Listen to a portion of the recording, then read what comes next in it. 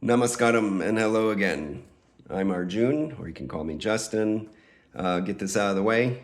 I would greatly appreciate it if you subscribe to my YouTube channel, hit the like button, hit the notification button, leave a comment, share it, do all those things.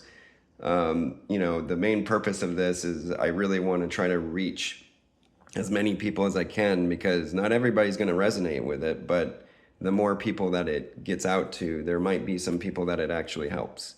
And that's one of my prescribed duties in this life is I feel like I'm a healer.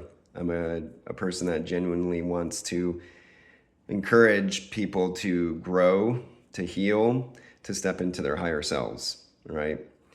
So I would greatly appreciate that. Thank you. Now, with that out of the way, let's get to red flag number dos, okay?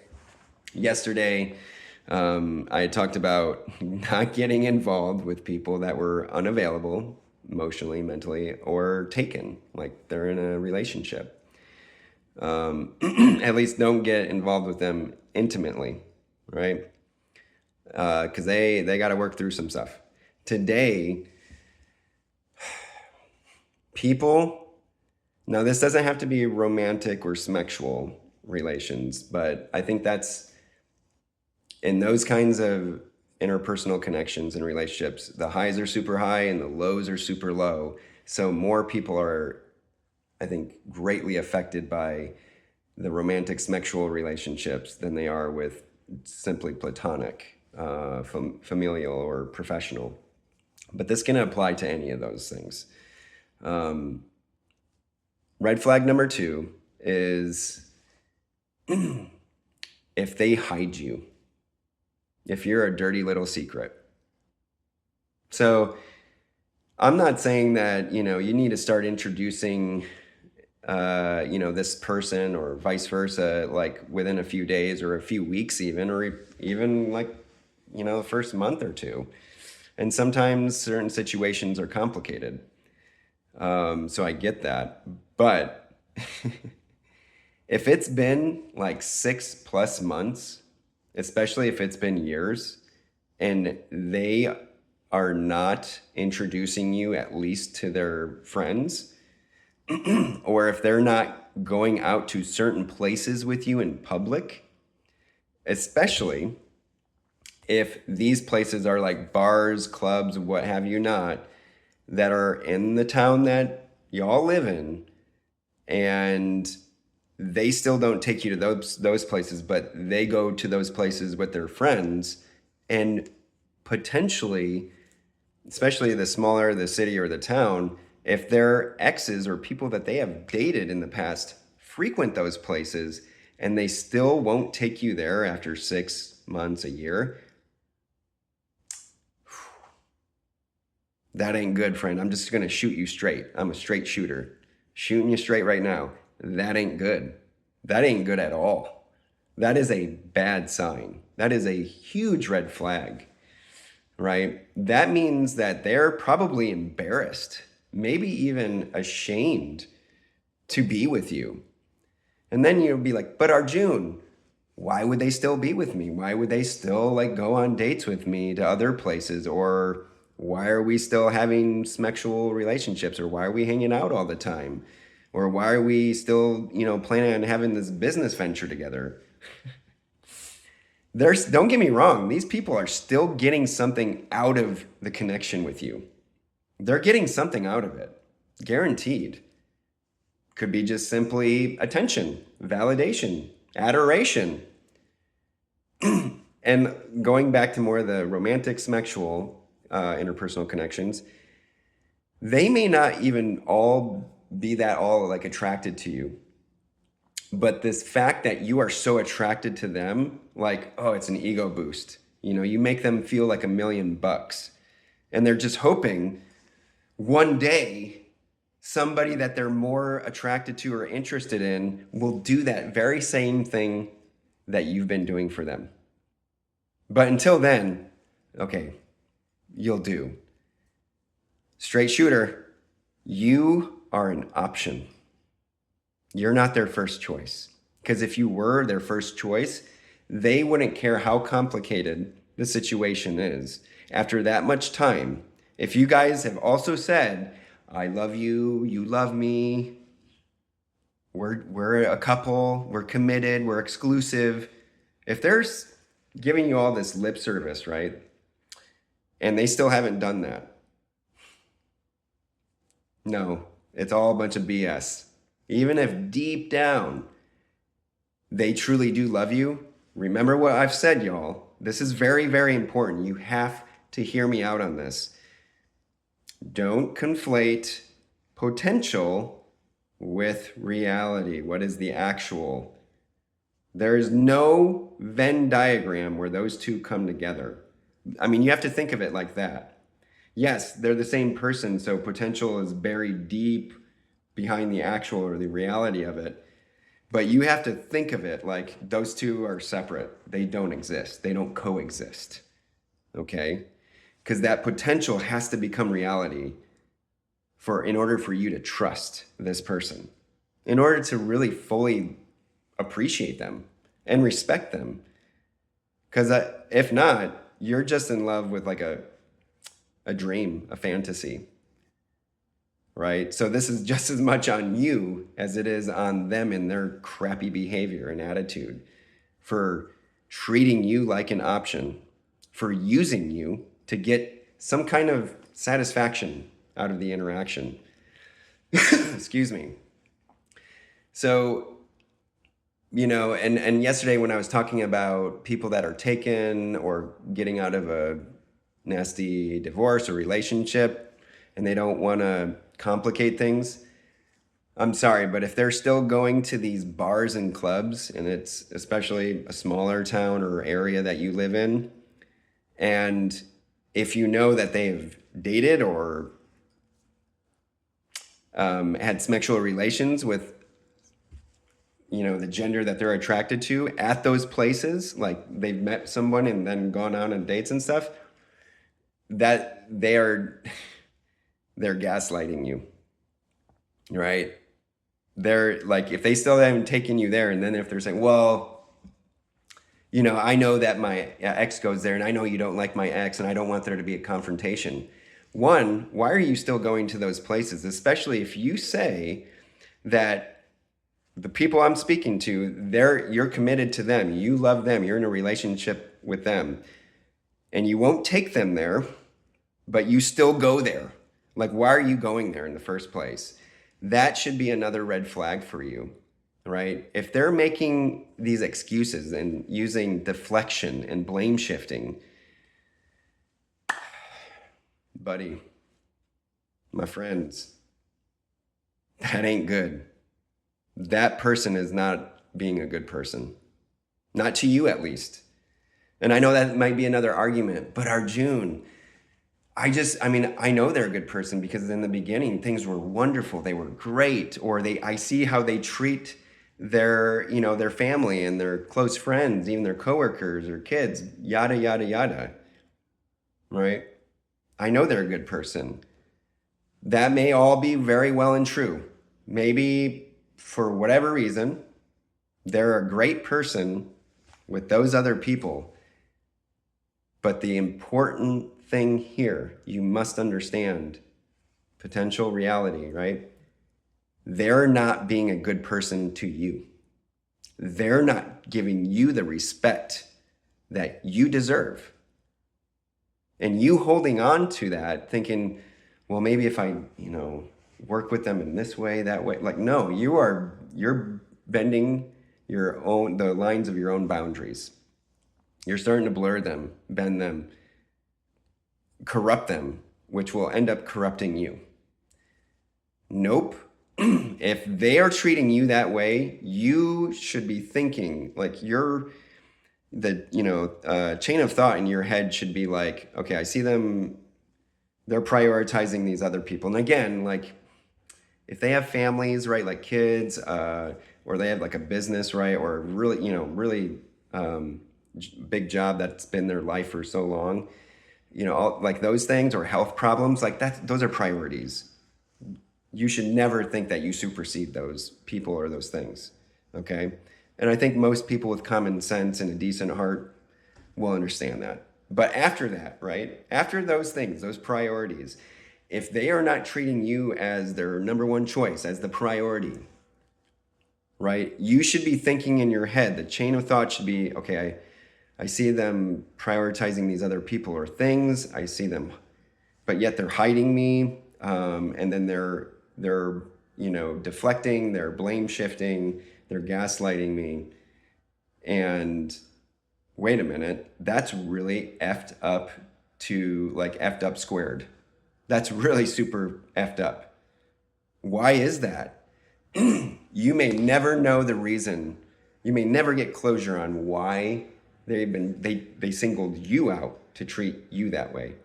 You may never get to the bottom of that. But you should still be thinking, okay, well, it's time for me to either exit stage left or for me to help them with their bags and show them the door. Or if they're saying, I just can't do this, let them leave. Like, again, show them the way to get out of your life and close that door and double lock it, okay? That should be the chain of, of thought for you. You're noticing they're hiding you. They're doing all these other really disrespectful behaviors and attitudes towards you, but not other people. And as long as you can admit, yeah, maybe sometimes I get jealous or, I don't handle things well. I admit to that and you are truly sorry and trying to work through that. But if you have really, like you're a decent person and you have been given this person your loyalty again, and loyalty for me is something amazing because you give it out of free will. It's giving your time, your energy, your attention, right? Your respect and your love of some sort. You're saying, I give this to you and to our connection. It is that important to me. And if they somehow turn that around against you, like, oh, that's so bad and why, but you've been together, like you've had a solid relationship or friendship for, again, half a year or more, especially when you get to like past a year mark in my mind, because you have been through like all the seasons, right, in a year, so to speak. But in a year, any number of given things can happen, okay? Especially in the past few years, we've seen that. So if it's been like a year or more, and then they're somehow trying to turn this around on you, this is another red flag I will get to. But like, that's basically them saying, yeah, I don't want to do this anymore with you. But they can't quite let you go because, again, they're probably getting something out of you. And then two, they're probably cowards. They're probably cowards. Just shooting you straight. They're probably cowards and they're getting something out of you. So it's like, well, the juice is, it's worth the squeeze, I guess. I'll just keep this going.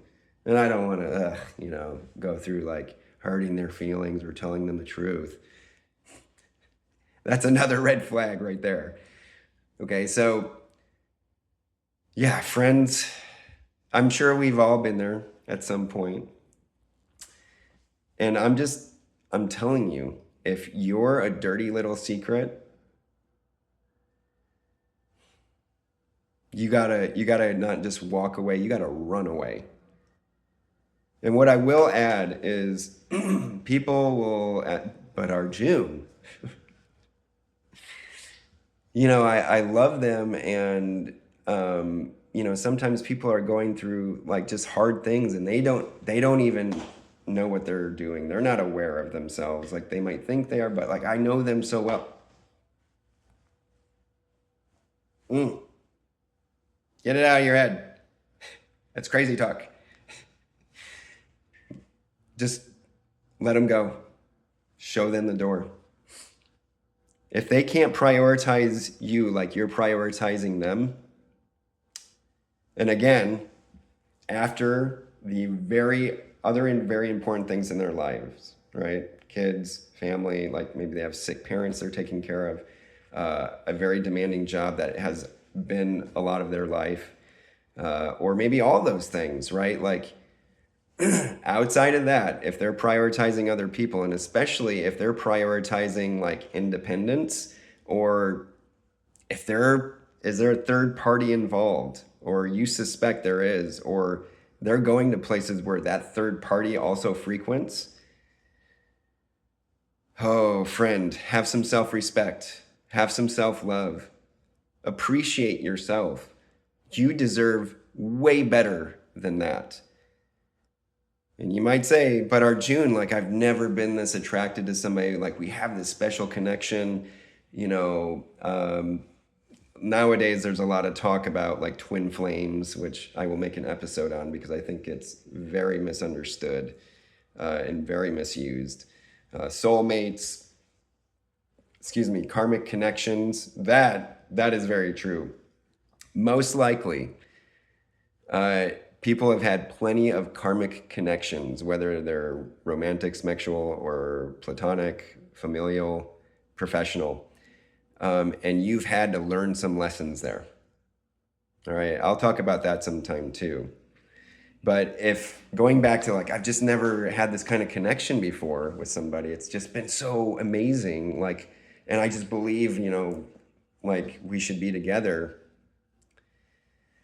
Maybe some of that's true, right? Maybe there is like a soul contract of sorts that you guys have. Maybe you are soulmates, right?